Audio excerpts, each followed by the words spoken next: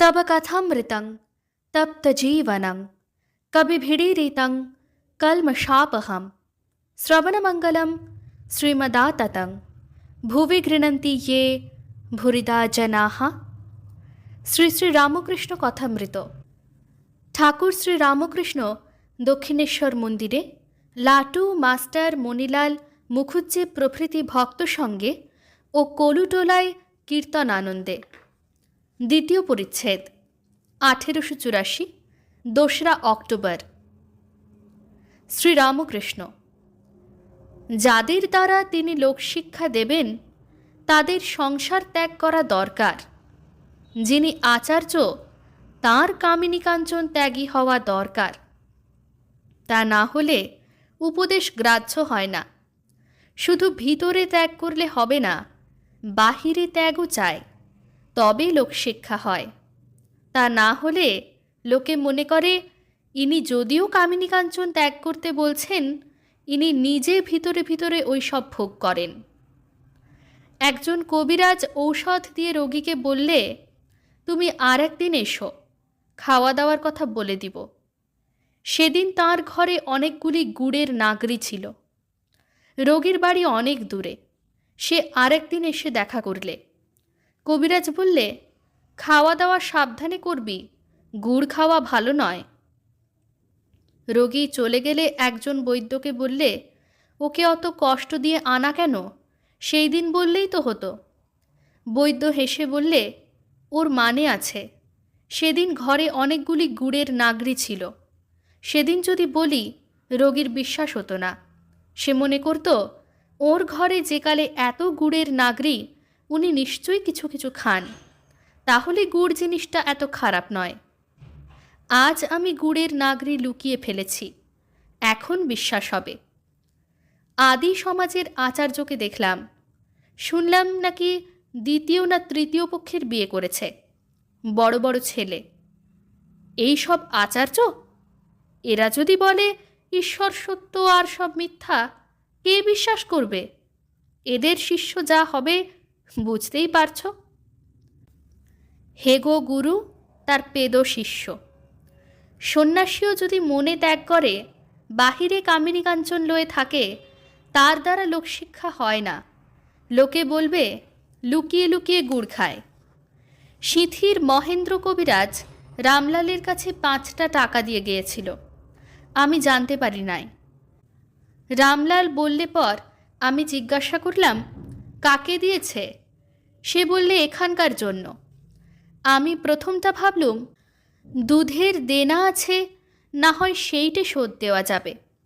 ওমা, খানিক রাত্রে ধর্মর করে উঠে বসেছি, বুকে যেন বিল্লি আঁচড়াচ্ছে। রামলালকে তখন গিয়ে আবার জিজ্ঞাসা করলুম, তোর খুড়িকে কি দিয়েছে? সে বললে না। তখন তাকে বললাম, তুই এক্ষুনি ফিরিয়ে দিয়ে আয়। রামলাল তার পরদিন টাকা ফিরিয়ে দিলে। সন্ন্যাসীর পক্ষে টাকা লওয়া বা লোভে আসক্ত হওয়া কিরূপ জানো? যেমন ব্রাহ্মণের বিধবা অনেক কাল হবিষ্য খেয়ে ব্রহ্মচর্য করে বাগদি উপপতি করেছিল। সকলে স্তম্ভিত। ওদেশে ভোগী তেলির অনেক শিষ্য সামন্ত হল। শূদ্রকে সব্বাই প্রণাম করে দেখে। জমিদার একটা দুষ্ট লোক লাগিয়ে দিলে, সে তার ধর্ম নষ্ট করে দিলে। সাধন ভজন সব মাটি হয়ে গেল। পতিত সন্ন্যাসী সেই রূপ। তোমরা সংসারে আছো, তোমাদের সৎ সঙ্গ অর্থাৎ সাধুসঙ্গ দরকার। আগে সাধুসঙ্গ, তারপর শ্রদ্ধা। সাধুরা যদি তার নাম গুণানুকীর্তন না করে, তাহলে কেমন করে লোকের ঈশ্বরে শ্রদ্ধা বিশ্বাস ভক্তি হবে? 3 পুরুষে আমির জানলে তবে তো লোকে মানবে।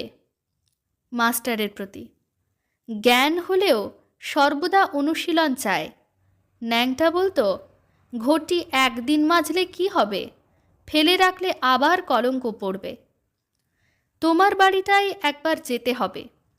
তোমার আড্ডাটা জানা থাকলে সেখানে আরও ভক্তদের সঙ্গে দেখা হবে। ঈশানের কাছে একবার যাবে। মণিলালের প্রতি কেশব সেনের মা এসেছিল। তাদের বাড়ির ছোকরারা হরিনাম করলে সে তাদের প্রদক্ষিণ করে হাততালি দিতে লাগল।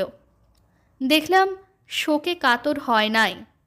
এখানে এসে একাদশী করলে মালাটি লয়ে জপ করে বেশ ভক্তি দেখলাম। মণিলাল, কেশববাবুর পিতামহ রামকমল সেন ভক্ত ছিলেন। তুলসী কাননের মধ্যে বসে নাম করতেন। কেশবের বাপ প্যারিমোহনও ভক্ত বৈষ্ণব ছিলেন। শ্রীরামকৃষ্ণ: বাপ ওরূপ না হলে ছেলে অমন ভক্ত হয় না। দেখো না বিজয়ের অবস্থা। বিজয়ের বাপ ভাগবত পড়তে পড়তে ভাবে অজ্ঞান হয়ে যেত। বিজয় মাঝে মাঝে হরি হরি বলে উঠে পড়ে। আজকাল বিজয় যা সব ঈশ্বরীয় রূপ দর্শন করছে সব ঠিক ঠিক। সাকার নিরাকারের কথা বিজয় বললে যেমন বহুরূপীর রং, লাল নীল সবুজও হচ্ছে, আবার কোনো রঙই নাই, কখনো সগুণ কখনো নির্গুণ। বিজয় বেশ সরল, খুব উদার সরল না হলে ঈশ্বরকে পাওয়া যায় না। বিজয় কাল অধর সেনের বাড়িতে গিয়েছিল। তা যেন আপনার বাড়ি, সবাই যেন আপনার। বিষয়বুদ্ধি না গেলে উদার সরল হয় না, এই বলিয়া ঠাকুর গান গাহিতেছেন। অমূল্য ধন পাবিরে মন হলে খাঁটি। মাটি পাট করা না হলে হাঁড়ি তৈয়ার হয় না। ভিতরে বালি ঢিল থাকলে হাঁড়ি ফেটে যায়, তাই কুমোর আগে মাটি পাট করে। আর শীতে ময়লা পড়ে থাকলে মুখ দেখা যায় না। চিত্তশুদ্ধি না হলে স্বস্বরূপ দর্শন হয় না। দেখো না যেখানে অবতার সেখানেই সরল। নন্দ ঘোষ, দশরথ, বসুদেব এরা সব সরল।